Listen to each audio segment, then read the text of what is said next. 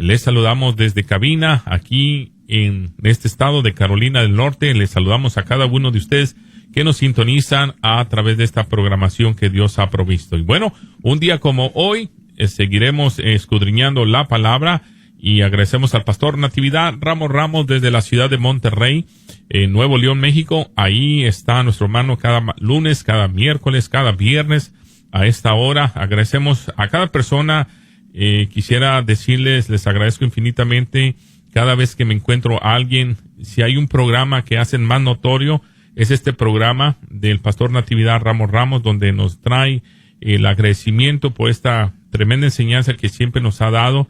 Yo creo que diga a otros lo que Dios está haciendo para que no dejemos en un mood, como le llamamos acá, en silencio la palabra, sino que al contrario predicamos con denuedo. Pastor, muy buenos días, les saludamos en esta mañana.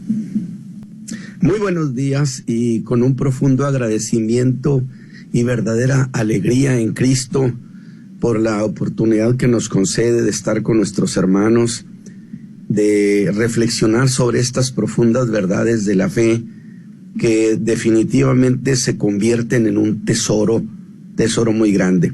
Así que mis hermanos, reciban mi saludo en Cristo, mi agradecimiento, y estamos listos, pastor, hermano Isaí. Amén, pastor, gracias una vez más. Y bueno, quiero avisarles que que el pastor nos está enseñando acerca de la carta a Primera a los Corintios, capítulo 13, una cita muy importante, donde nos podemos dar cuenta lo que es el amor. La caridad es algo bien importante que nosotros debemos de practicar. Y para eso le dejamos los micrófonos. Gracias, pastor, una vez más. Y le damos todo el agradecimiento porque siempre somos edificados en esta palabra. Bendiciones. Adelante, pastor.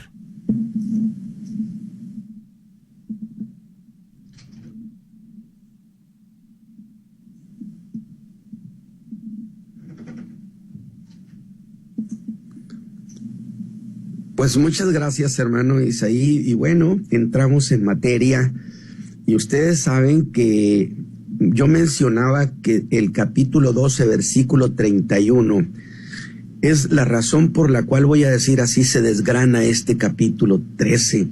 Porque Pablo le ha dicho a los hermanos de Corinto que procuren los mejores dones. Y claro, ellos que siempre habían vivido tan ilusionados con tener dones, con tener manifestaciones, pues esto les pareció definitivamente la conquista del oeste. Ahí se iban a lanzar a buscar los mejores dones, pero el apóstol los detiene y les dice: un momento, yo les voy a mostrar un camino que es más excelente que los dones. Y esta mañana, definitivamente, bueno, con esa misma idea de las razones por las cuales el apóstol hizo esta aclaración en el capítulo 13 sobre qué es el amor.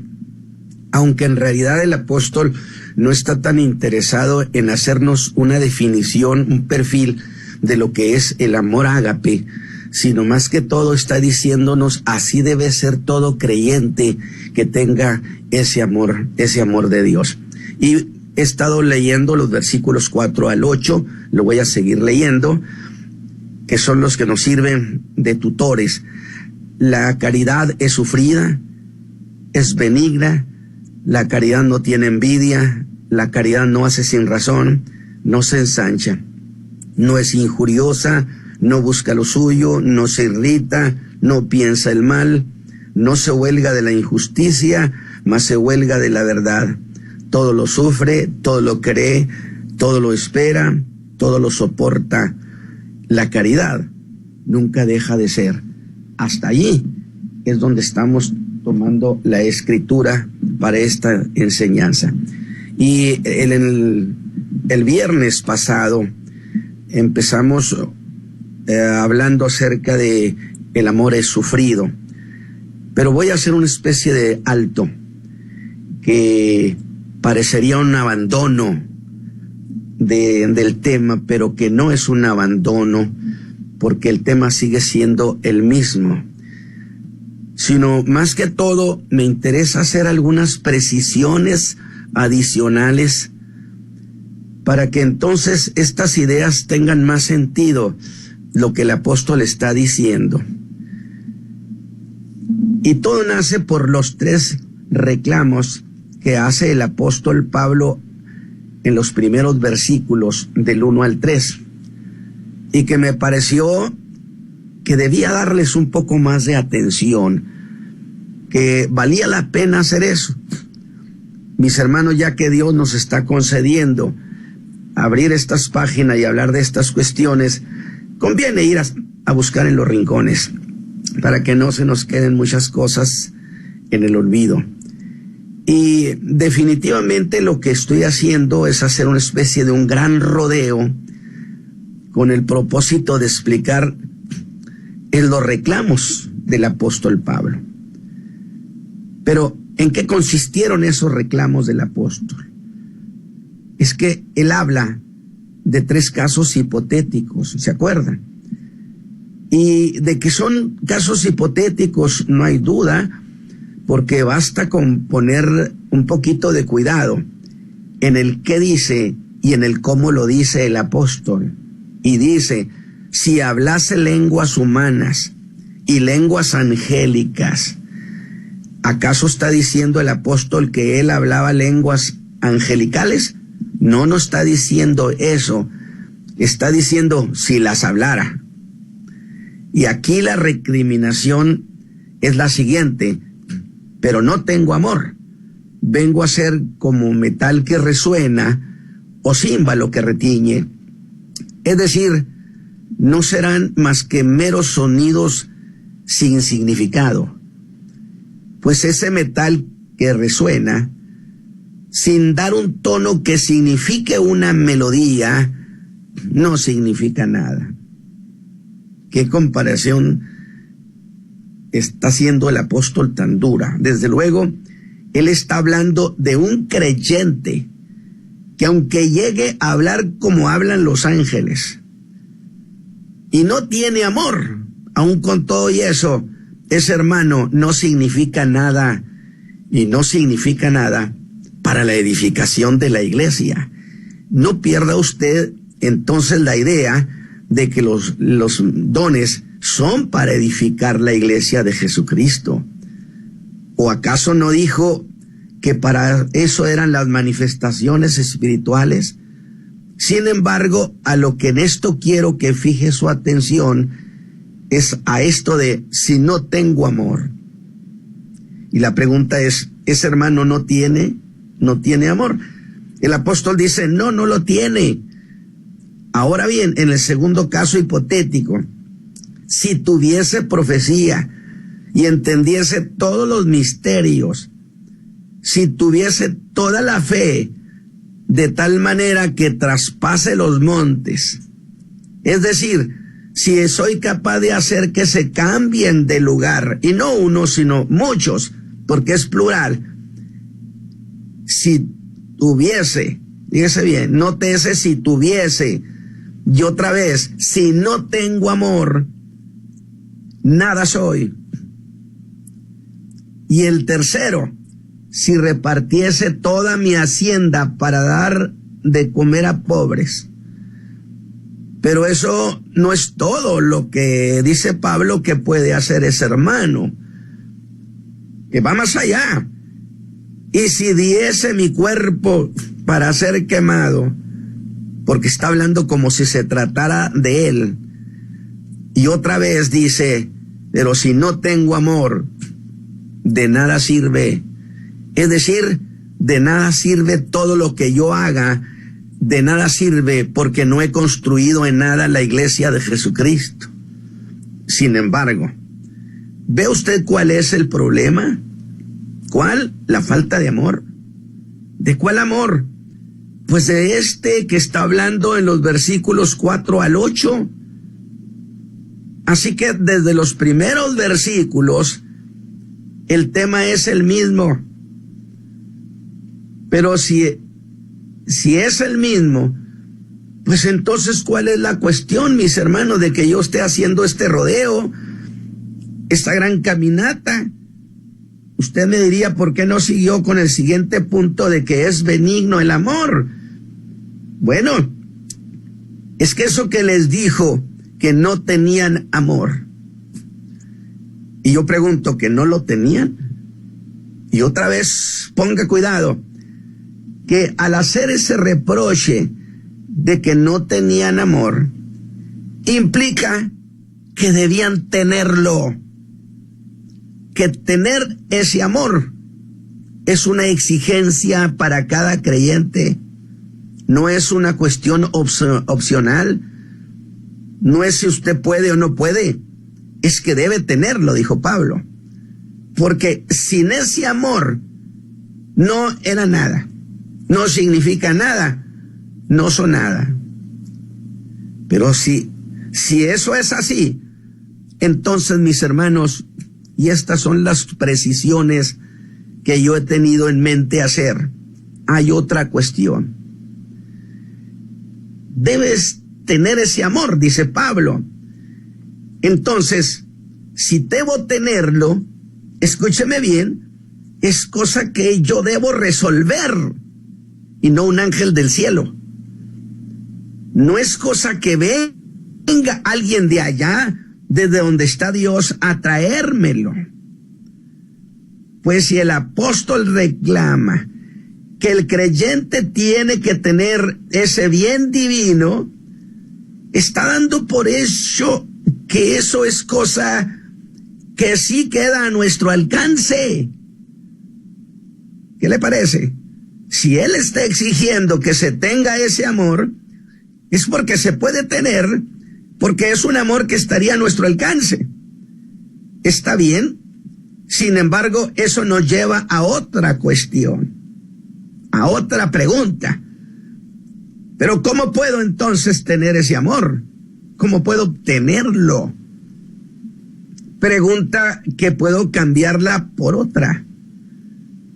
¿De dónde viene esa clase de amor? ¿Cuál es la fuente de donde nace para que yo pueda ir por él? Va conmigo, mi hermano. En la misma naturaleza infinita de Dios, ahí está ese amor. Porque ese amor es parte del ser infinito de Dios. Como dice Juan con toda claridad, Dios es amor. Y me gusta esa idea. Y le voy a decir algo. Dios ha sido el Dios escondido, el Dios no revelado. ¿Y cómo supo Juan que Dios es amor? Si Dios es el Dios escondido. Pues evidentemente, porque le digo una cosa, porque Dios filtró la información de su persona. Oiga, pero si Dios filtró información para decirnos que Él es amor, entonces ese Dios no conocido sí quiere ser conocido. Ese Dios que ha estado fuera del alcance nuestro, se ha puesto a nuestro alcance. Qué belleza de la fe, ¿verdad? Qué belleza. A eso se le llama doctrina. Dios es amor, no adquirió el amor. Él es así en sí mismo. Cosa por demás maravillosa y yo digo digna de celebrar. Si nada más que eso nos confronta con otra dificultad, que si ese es un bien infinito, yo tengo el problema de que yo soy finito, limitado y reducido. Incluso cualquiera de nosotros, aun siendo o quien sea el creyente más fiel de todos los hijos de Dios, con todo y eso no deja de ser un ser finito, reducido, limitado, mientras que Dios sigue siendo infinito, inalcanzable, irreducible. Es que por eso dije, voy a hacer un rodeo para buscar en algunas cosas que nos ayuden. Le ruego que me acompañe entonces en esta vuelta que le he estado dando a las cosas, como si quisiera escaparme de seguir dando explicación del tema del amor.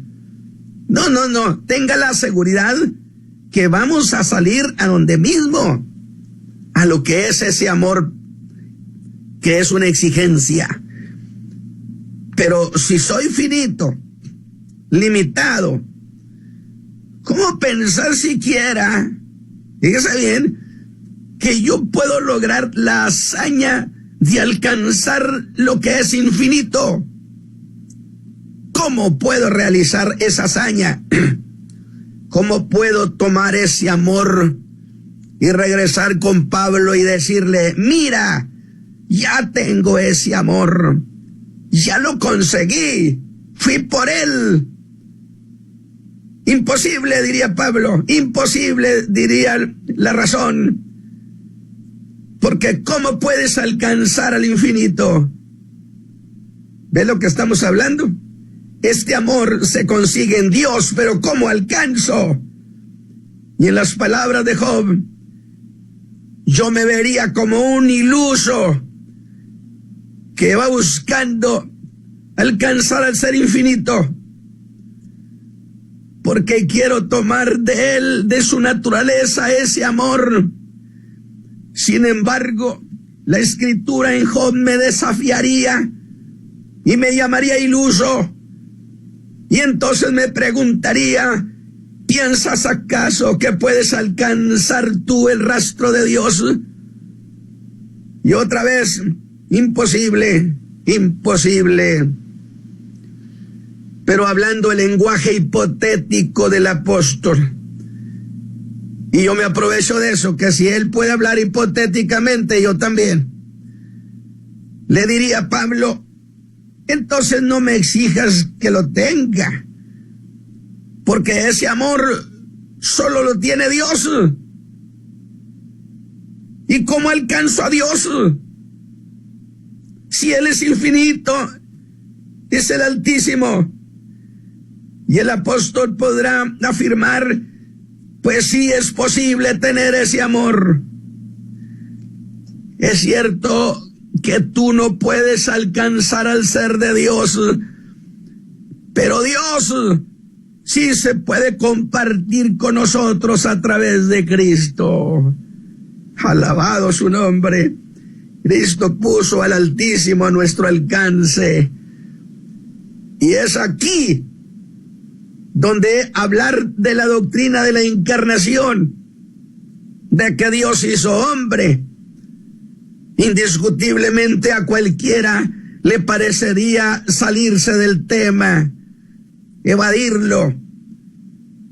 Pero si usted pone cuidado, verá que es una doctrina relativa a que Dios compartió su naturaleza y que eso es posible. No estamos diciendo que Dios es amor, que es en su naturaleza, que yo ando intentando alcanzarlo para cumplir lo que Pablo me exigió, que debía tener ese amor. Y es más, me dijo que era ineludible, que debía tenerlo, o yo no servía de nada en la edificación del cuerpo de Cristo.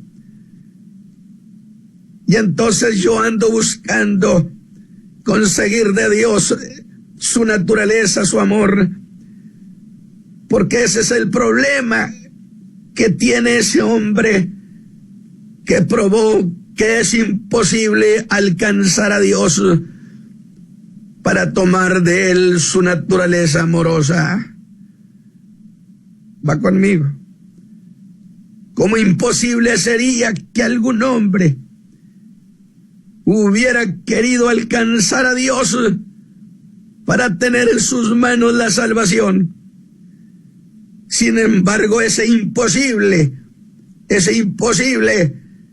quedó reducido, acortada la distancia de manera total, y quedó reducido a que Dios se hizo hombre. Y eso de que Dios se hiciera hombre no fue más el acto de que Dios se estaba compartiendo con la raza humana. ¿Ve por dónde voy? Dios se hizo alcanzable. ¿Pero cómo fue eso? Ponga cuidado y verá que es semejante a eso de cómo alcanzar la naturaleza de Dios para obtener ese amor. todo se reduce a que Dios se comparta con el hombre. Pero volvemos. ¿Qué fue eso de la encarnación? Ponga cuidado. El Espíritu Santo, y lo digo, cuando me han preguntado, tuvo que ser engendrado, el verbo fue engendrado. Es decir, ¿podía el verbo autoengendrarse? Sí podía, porque es omnipotente, pero no debía, no procedía. ¿Por qué, hermano Ramos? Porque la Biblia dice que Jesús debía parecerse en todo a los hermanos, y no existe en la tierra un hombre que se haya podido autoengendrar, o que se haya engendrado solo. Ha necesitado que lo engendren. Y entonces el Espíritu Santo interviene para engendrar. Amén. De tal manera que entonces Jesús, al ser engendrado, es igual que todos los hombres. Hemos nacido precisamente de la misma manera. Ponga cuidado. El Espíritu Santo tomó de la esencia divina del ser de Dios y lo puso en María, y esta concibió. Ponga cuidado. De tal manera que el niño que nació en Belén tenía la naturaleza divina, era Dios mismo compartiéndose con los hombres.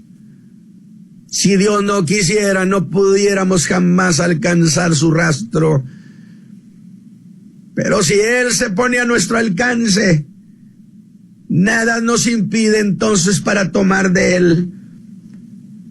Pero también era hombre al tomar de María la naturaleza humana. Y dijo el apóstol que en Él habitaba la plenitud de la deidad corporalmente, que había en Él la naturaleza divina y la naturaleza humana. Pero el lado humano se desarrolló como todos los hombres. Alguien me dijo, desde bebito él conocía todas las cosas como hombre. Mi Biblia dice que las fue aprendiendo, porque entonces ya no se parecería a nosotros. Ningún hombre al nacer conoce todas las cosas, sino que va aprendiendo. Y la Biblia dice que Jesús, el niño, crecía y se fortalecía. Y en Lucas 2:52, y Jesús crecía en sabiduría y en edad y en gracia para con Dios y con los hombres. Pero usted me dirá, hermano Ramos, pero ¿dónde está la relación con el tema del amor? Porque de eso está hablando Pablo y usted está hablando ya de otra cosa. Que aunque tenía la naturaleza divina, por el lado humano, el Espíritu de Dios fue formando en él el carácter de su Padre. Y dijo un día, mi Padre y yo somos la misma cosa. El que me ha oído a mí, ha oído al Padre.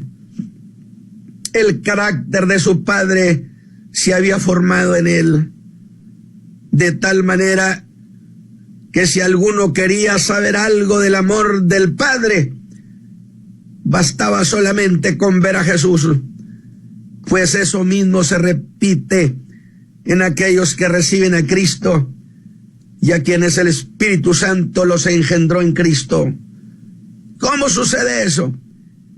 El Espíritu Santo ahora toma de la naturaleza de Cristo, de su naturaleza humana, y engendra en nosotros la nueva criatura, de la naturaleza de Cristo. Cristo fue engendrado tomando el Espíritu Santo de la naturaleza divina. En el caso nuestro toma de la naturaleza de Cristo y nos engendra en Cristo. ¿Cómo sucede eso? El Espíritu Santo toma de la naturaleza, dije, de Cristo y engendra en nosotros la nueva criatura. Por lo que ese recién nacido en Cristo, eso que llamamos el nuevo nacimiento, a eso que le llamamos el nuevo hombre, es porque Cristo ha compartido su naturaleza con él. Y usted ya es salvo. Pero vea esto, por eso dije, pareciera que voy a hacer abandono, que voy a cambiar de tema. No estoy cambiando de tema, estoy haciendo un enorme rodeo a las cosas para ir viendo detalles. Ahora, el carácter de Cristo deberá ser formado en nosotros. Dijo Pablo a los Gálatas en capítulo 4, versículo 19, hijitos míos, que vuelvo otra vez a estar de parto por vosotros. Y algún hermano de la iglesia de la Galacia podría preguntarle, ¿y eso? Hasta que Cristo se ha formado en vosotros. Gálatas, ustedes son salvos, son hechos nuevas criaturas, pero con todo y eso, las gentes no ven en ustedes lo que veían en Cristo. Ve la cuestión. Y note esto, Gálatas, el carácter de Cristo no se ha formado en vosotros. Y eso de formar a Cristo en nosotros es tarea del Espíritu Santo, de formar en nosotros el carácter de Cristo. Y aquí hay una cuestión fundamental, básica. Andamos buscando cómo alcanzar ese amor, esa naturaleza amorosa de Dios. Y entonces yo aquí recurro a lo que la Biblia llama la llenura del Espíritu Santo. ¿Por qué razón? Porque el carácter de Cristo se mostrará en la medida, en la relación que tiene el creyente con el Espíritu Santo. A veces andamos pensando que venga un derramamiento del cielo. La llenura no es algo que viene como algo que cae como el día de Pentecostés. Ese es poder. Poder de lo alto, que cae de lo alto, que viene sobre el creyente. La llenura del Espíritu Santo es algo interno. Y déjame decírselo de esta manera. Es que el creyente tiene dentro de él al Espíritu Santo. Ahí está. No es copia. No es una muestra. Es el Espíritu Santo. Está en nosotros. Es el sello, es el que da testimonio. Y entonces, yo se lo voy a decir de esta manera, cuando Pablo a los Efesios les dice, sed llenos del Espíritu Santo. Yo decía, es que les está diciendo, sed llenos, como si eso estuviera a cargo de ellos. Y Pablo me diría, por supuesto que está a cargo de ellos. Y entonces yo le pregunté, también hipotéticamente, Pablo, ¿y cómo se logra la llenura del Espíritu Santo? ¿Y qué cosa es la llenura? Y el apóstol Pablo me diría, te invito a un culto de adoración y alabanza. Y yo le digo, ¿qué tiene que ver el culto de adoración y alabanza? Y entonces es cuando entiendo que es un culto donde los hermanos adoran desde lo profundo del alma, con todo su ser interior. Se vuelcan en adoración a Dios y le cantan desde adentro.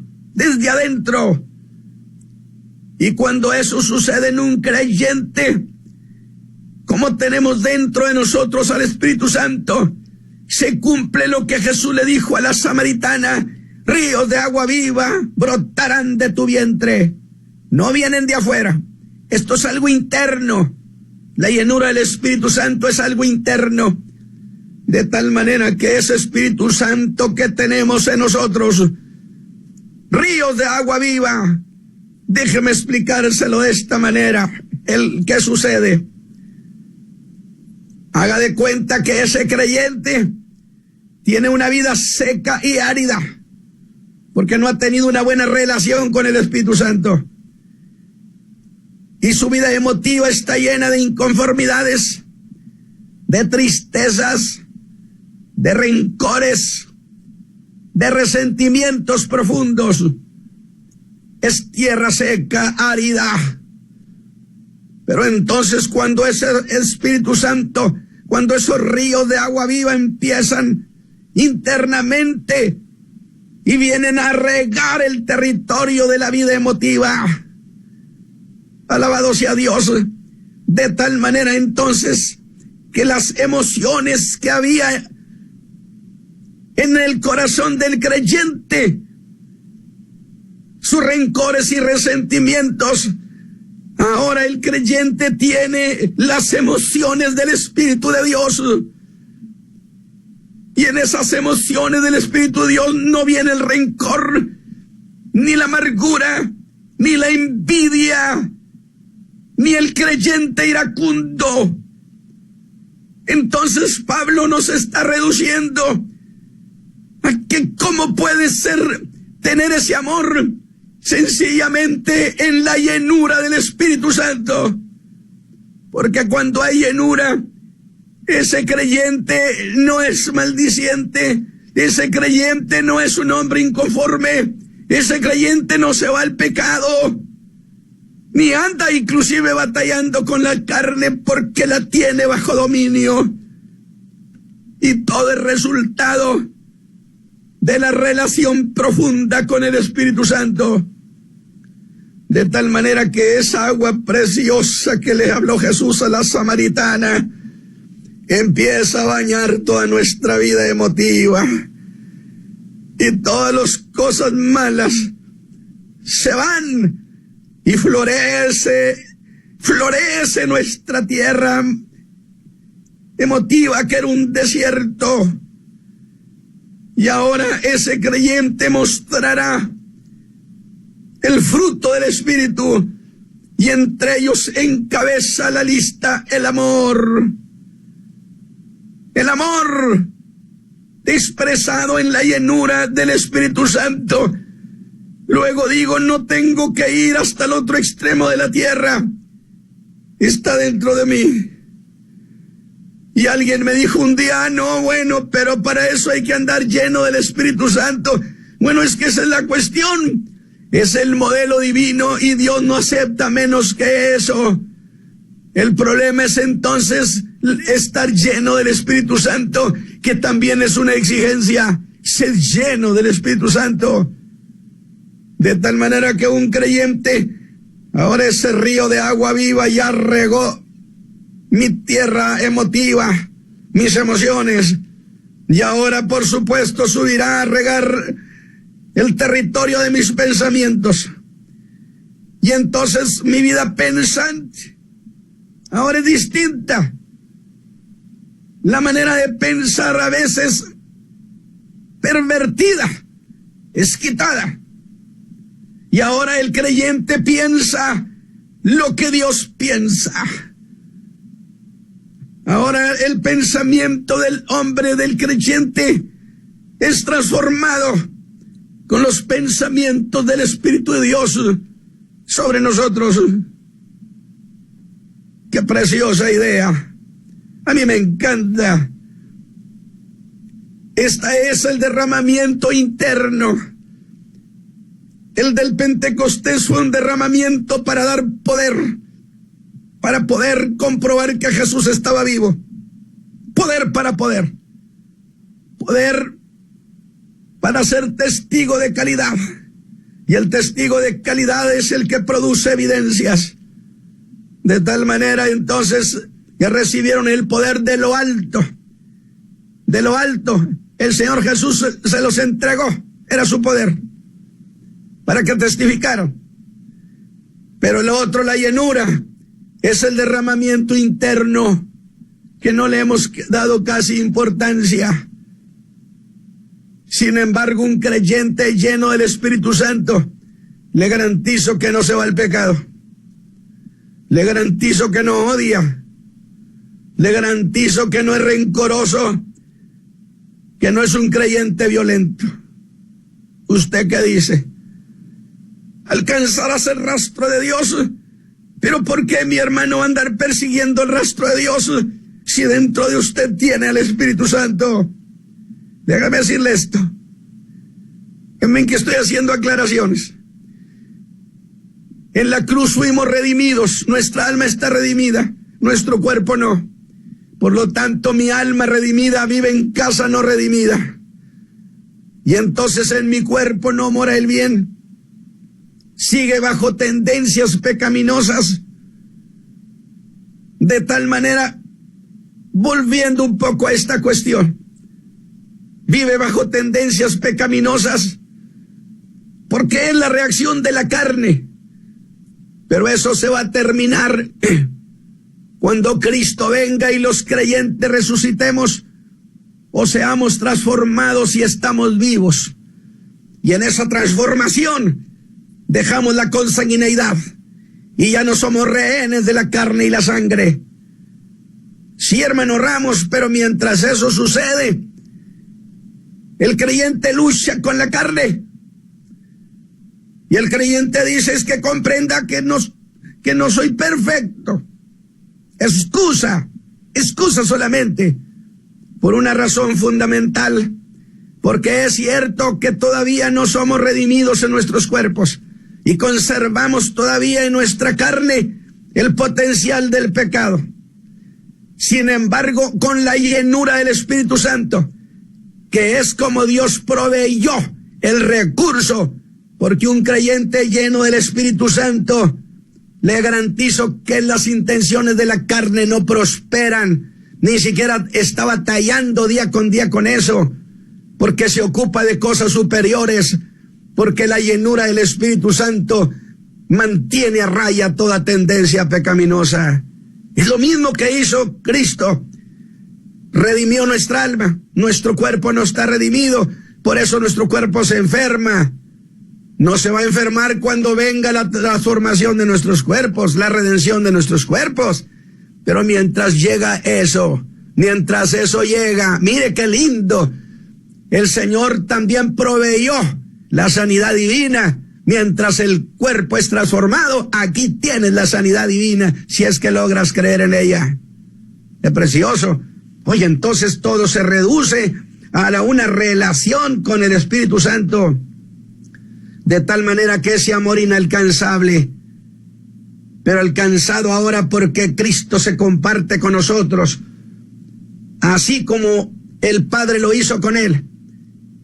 Y será así y solo así que puede llegar a tener ese amor que solo está en la naturaleza de Dios. No tiene usted que hacer otra cosa más que establecer profunda relación con el Espíritu Santo, porque el conflicto que enfrentamos es: si Pablo me exige que tenga ese amor, pues tiene que decirme cómo lo puedo tener. Así que gracias por ir conmigo, acompañarme en este que parecía el abandono del tema. Y luego, otra vez se aparecen ante nosotros los versículos 4 al 8. Así es como se puede tener ese amor que el apóstol ha reclamado a esos tres. Y le diré, no hay otra manera de tenerlo.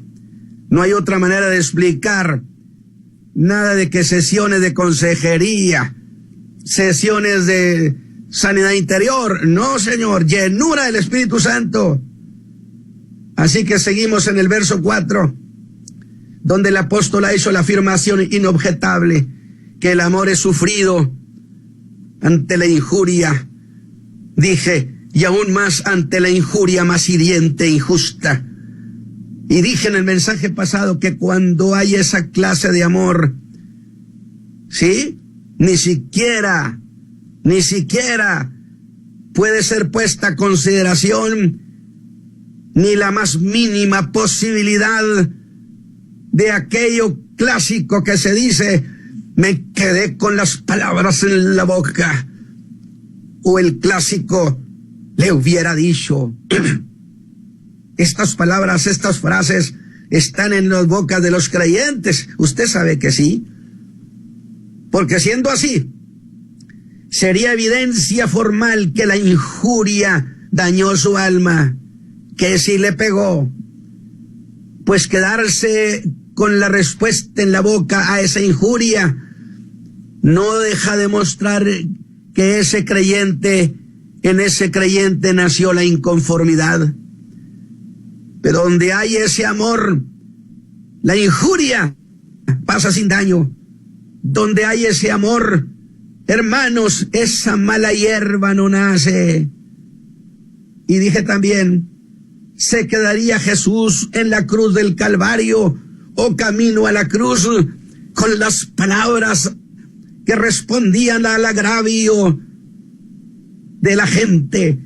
Se quedaría el Señor diciendo, se me quedaron las palabras en la boca, pero me aguanté.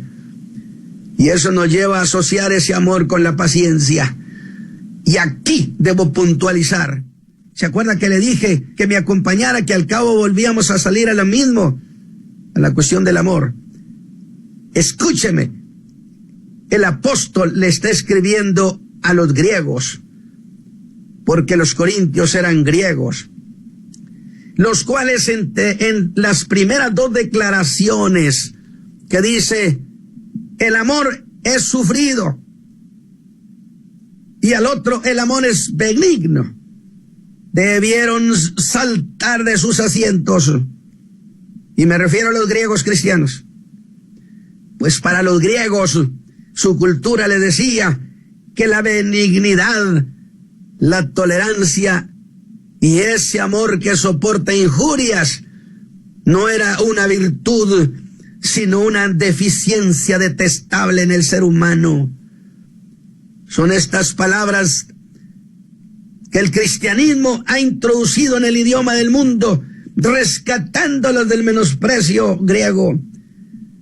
Esas palabras, dicen los eruditos, no se encuentran ni siquiera en el griego clásico, que era el hablar más selecto, más insigne. Debo entonces dar gloria a Dios y decir que estas palabras no existirían si no existiera el cristianismo, que son exclusivamente suyas. Ese amor que tiene por compañera la paciencia, que no cede al agravio, no era para los griegos una virtud. ¿Cómo debió caer eso a los hermanos corintios que eran griegos? Y una vez dije, los corintios eran griegos que pensaban como griegos. Y alguien me dijo, ¿y qué esperabas que hicieran? Y yo le contesté, ¿sabes qué esperaba que hiciera? Que los corintios que eran griegos pensaran como cristianos y no como griegos. Como digo, esta ocasión, si usted es un mexicano, es hondureño, es salvadoreño, nicaragüense, lo que usted sea, espero que no piense como mexicano, sino piense como un mexicano cristiano. Los griegos serían griegos, pero no debían de pensar como griegos, sino deberían de pensar como griegos cristianos. Por eso, viendo este evangelio como cosa de locos, le llamaron el evangelio de la locura. Aristóteles definió como virtud no tolerar cualquier agravio, insulto e injuria. Pues para los griegos el hombre virtuoso haría hasta lo imposible para vengarse. A eso yo le llamo el diccionario sin Dios. Mientras que para el que tiene ese amor ágape, el hombre grande es el que, pudiendo vengarse, se rehúsa a hacerlo. Pero yo agregaría que para el cristiano en que hay ese amor del que habla el apóstol, ni siquiera tiene que rehusarse a la venganza, porque el deseo de venganza ni siquiera alcanzó a nacer en él. Si alguno, aunque sea cristiano, no tiene ese amor, se va a alegrar cuando alguno de esos que lo ofendió, las cosas después le salgan mal, y habrá de decir con cierto desenfado, bien que se lo merecía. Pero entonces yo le pregunto, ¿no es esto una forma de venganza? ¿No es esto revanchismo puro? Se lo merecía. El amor de Dios no piensa las cosas así. Mis hermanos, les agradezco que me hayan tolerado, que me haya ido tan lejos para ver detalles asociados, pero me interesaba responder a esa pregunta, porque Pablo insiste, debes tener amor. Y entonces yo tengo que preguntarle a Pablo, ¿y cómo se tiene ese amor? Si es amor de Dios y Dios está inalcanzable. Y él respondió, no, si Dios se comparte. Por lo tanto, a través de su Espíritu Santo, Dios comparte el amor, y de ahí que se hable del fruto del amor. Mis hermanos, espero que Dios los haya bendecido en esta enseñanza, y nos vemos el próximo miércoles con la ayuda y la misericordia de Dios. Padre eterno, yo te ruego, Señor, que la palabra que he enseñado produzca fruto en tu pueblo, en tus hijos. Te agradecemos tu misericordia, y que esto suceda, este amor sea entendido y recibido en esa llenura del Espíritu Santo, por Cristo Jesús.